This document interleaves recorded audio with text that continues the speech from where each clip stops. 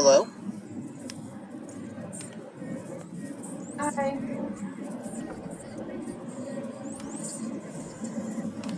Hi, Brianna.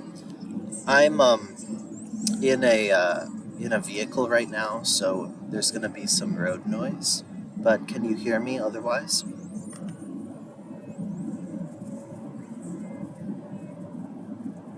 I'm sorry, I wasn't able to hear what you said.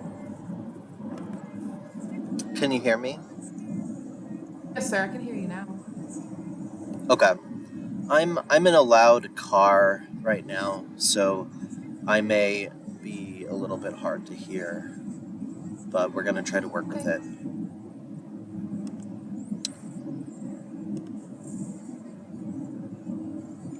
All right.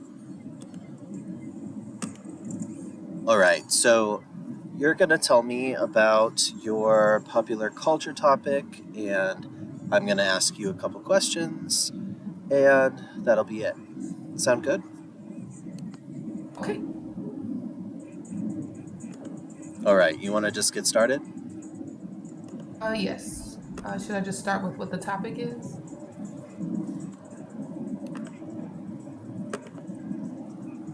Yeah. Start. Tell me what the topic is. Give me a quick summary and tell me how it relates. Okay. My topic is, well, specifically, I'm talking about there's a show on Netflix called Untold, and basically it goes through like different times in different sports that there was cheating or some type of allegations about cheating. Also, just I guess like dishonesty in the sport. So the one that I'm specifically talking about for my pop culture topic, which so it's cheating in sports, but the one I'm talking about specifically is called Operation Flagrant Foul. And I believe it ties in. I know for sure that they touched on social contract because they talked about the prisoner's dilemma. And then also, I'm touching on the universalizability and Canton ethics.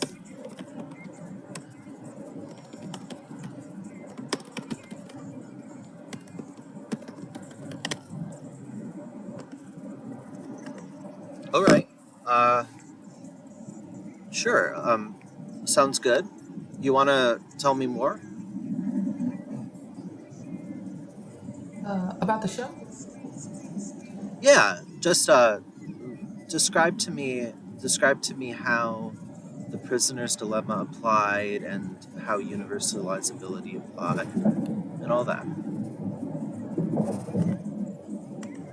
Okay. So pretty much this specific episode was about a referee. His name is Tim Donahue, and he kind of like worked his way up to be an NBA ref. And I think there's only about 50 of them. That's what they said in the show, but this was maybe like a year or two ago. Not a year, it's like over 10 years. I'm sorry, it was over 10 years ago. But um, so it was a very small group of referees, and as everybody knows, referees pretty much run the game. The only person that can pretty much contest what a referee says is like the commissioner, but that's after the game. So no coach, no player. Once a referee says something, it's like set in stone for the game. So he got into it with the wrong people. They pretty much used him, but he also benefited. He basically put his input in. So he had insight on games and how other referees were going to interact in games. And he gave that information illegally to people who were betting on those games. So he was not only the referee and giving information, but he was also benefiting because he was getting a on the backside of it. Once the camp went through and they won, they would give him money. Um, so they did state that he also rigged the games, but they did not convict him of that. So I'm going to use the word allegedly because he was never convicted of rigging the games. He was only convicted of wire fraud. I wanted to tie in the prisoner's dilemma because at the end, the way that they got caught is a very well known district attorney was prosecuting John Gotti, and somehow they tapped his phone. Well, they tapped John Gotti's phone and some of his acquaintances, and Tim Donaghy's name came up because by him um, giving information about the games, the mob was benefiting because the guys that he was giving the information to, they were also had like ties into the mob. So his name came up, and so this is how the whole thing unfolded about what was going on in the NBA. There were two people that were involved in the prisoner's dilemma. It was Tommy, and Jimmy. So it was Tommy, Jimmy, and Tim, but Tim was not involved in the prisoner's dilemma. And so what the prisoner's dilemma was basically if both of us cooperate, we get less time. If you snitch on me, I'll get the time, you'll go free, and if I snitch on you, vice versa. So they both had like an agreement that they would remain silent, and it worked until the very end when Tommy decided to fold. So Tommy got, I believe his was wire fraud. Jimmy got illegal gambling, so they dropped wire fraud for him, and then Tim got wire fraud. So no one was actually convicted of rigging the games or um, like the bets themselves. Like the illegal gambling was the charge, but it wasn't betting on the games. And then bringing in universalizability. So that just states that if an act is morally acceptable if and only if its maximum is universalizable. So I was thinking that if all referees were able to bet on games that they regulated, it would ruin the integrity of the NBA. So there would be no games for you to bet on. And I believe when Canton was talking about universalizability, is that basically like, can that goal be reached for everybody? So if every referee bet on games, could there even be games to bet on if no one was watching the games to begin with because of the loss of honesty within the game?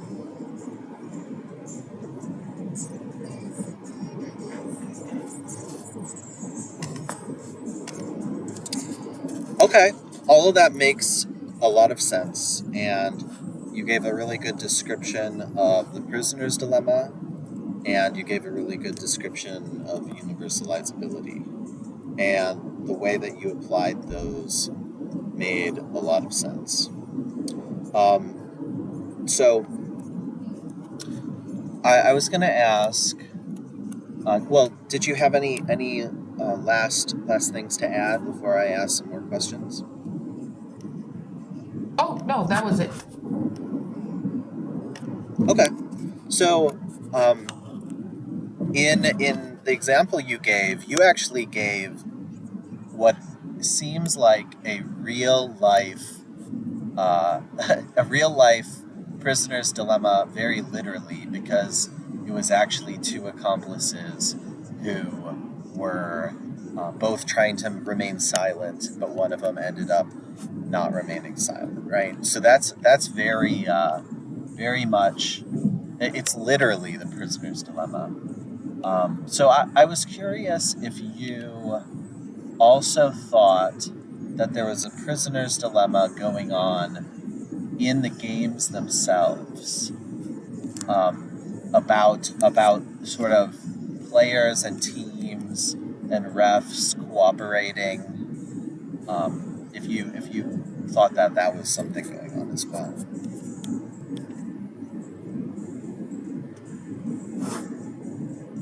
Oh, I'm sorry. Your sound kind of cut out in the middle of it. Okay, do you hear me now?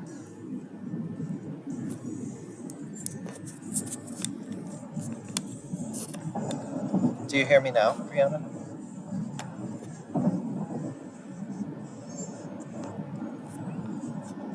I'm still unable to hear you, Professor.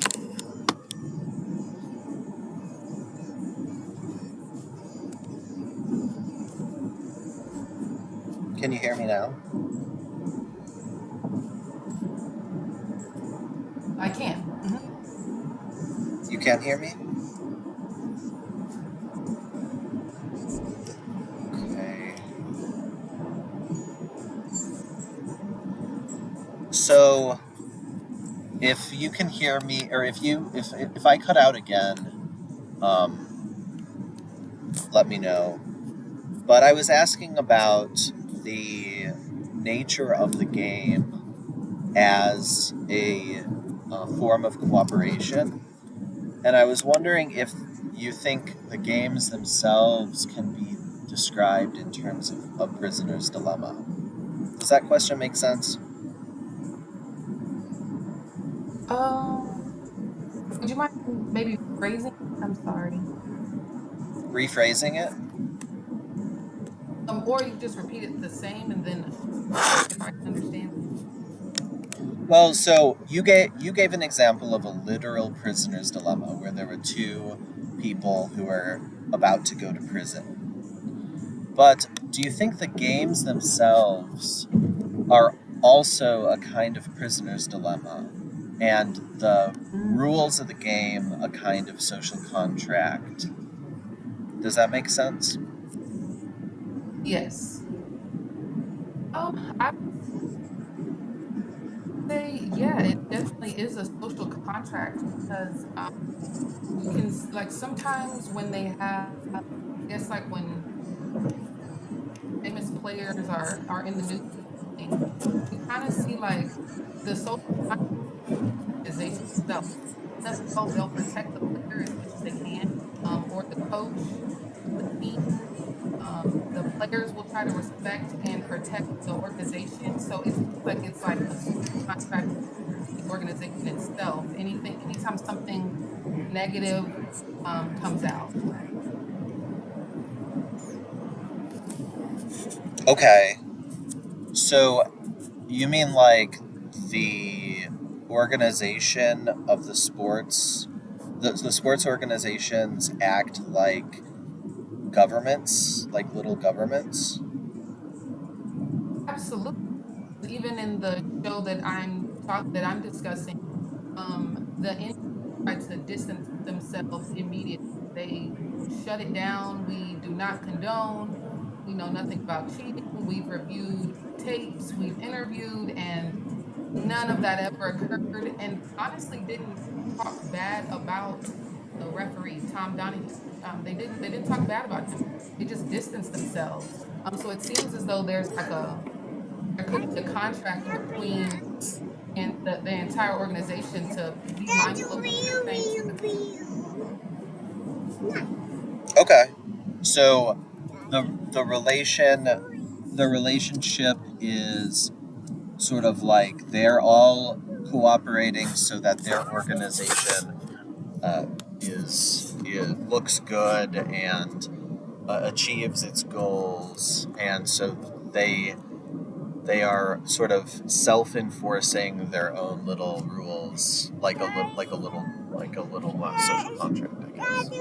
Okay. yeah. Okay.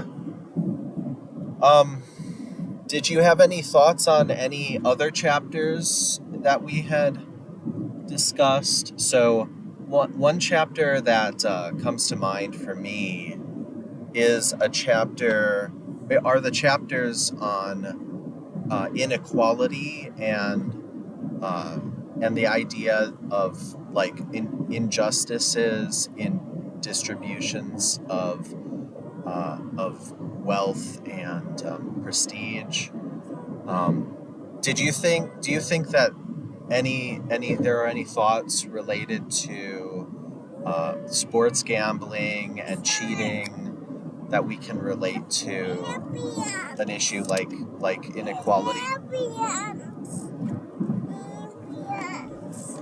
For sure, because the like in this situation, I mean, they dropped all the charges, so that's an injustice. You know, they were convicted, well, not even convicted. Those were charges that were brought against them, which was illegal gambling and wire fraud, and I think another one was sports betting. Like basically, you can't bet on a sport that you're over. So out of all of those, they only got wire fraud, and one guy didn't even get wire fraud. He got illegal gambling. Wire fraud could be anything. So the injustice shows that based off of who you are and what connections you have, justice is or is not served. that, I mean, just because you're a player or you're not a player, everybody should be on the same playing field. If it's wrong, it's wrong. Okay. Yeah. So like everybody is sort of expecting an equal opportunity at the table, but this Hmm. ref who is in power, he is sort of skewing the odds against people and making a fundamentally unequal situation, something like that. Yes, absolutely. Okay, sounds good. Okay, no problem. I thank you so much.